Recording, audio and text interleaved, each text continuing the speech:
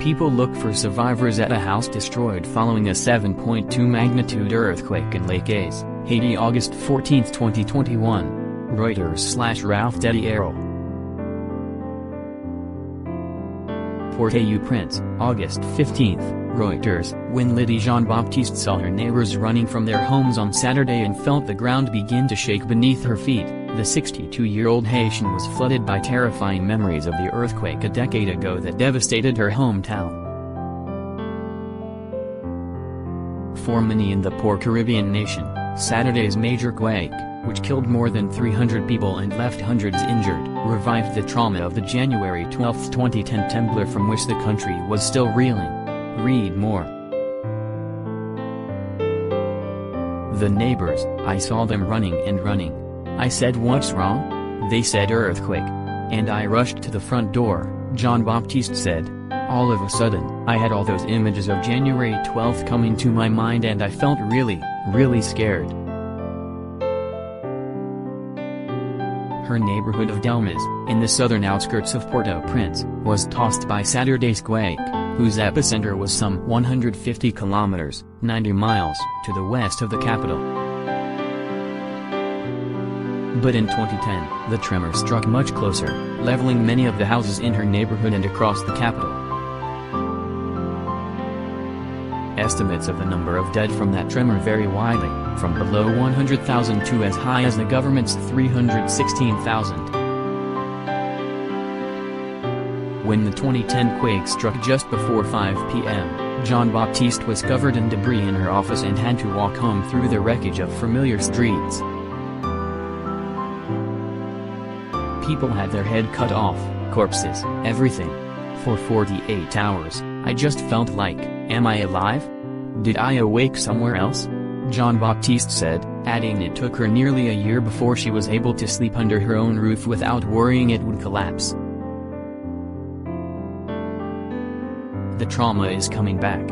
I am home and we are just wondering, are we sleeping inside? Are we going to sleep on the veranda?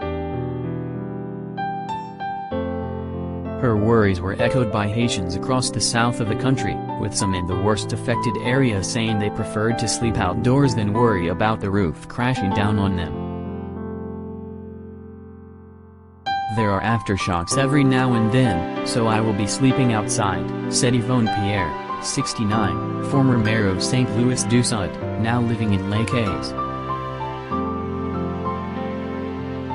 I am strong, but this affected me psychologically, and that is probably the same as the rest of the population. Saturday's earthquake came from the same system of seismic faults as the massive tremor that convulsed Port-au-Prince in 2010, running east to west across the nation. Haiti, the poorest nation in the Americas, still bears the scars of the 2010 quake, with its infrastructure and economy weakened. Iconic buildings, including the Notre Dame l'Assomption Cathedral, have not been rebuilt, while tens of thousands of people still live in provisional housing. Efforts to rebuild have been hampered by a flawed international aid system, corruption and political turmoil, experts said. Just last month, President Jovenel Moïse was assassinated at his home. Phony Pierre, director of Catholic Relief Services for Les Cayes, 49, said Saturday's quake was so strong that she could not bring herself to move, and as she stood there in her home, she had flashbacks from 2010. She had traveled from Les Cayes to the capital days after the tremor and seen corpses piled up on the side of the road. It brought back to my mind's eye the dead bodies, the white dust of homes crumbling, said Pierre. I thought, this is it, it's the same thing.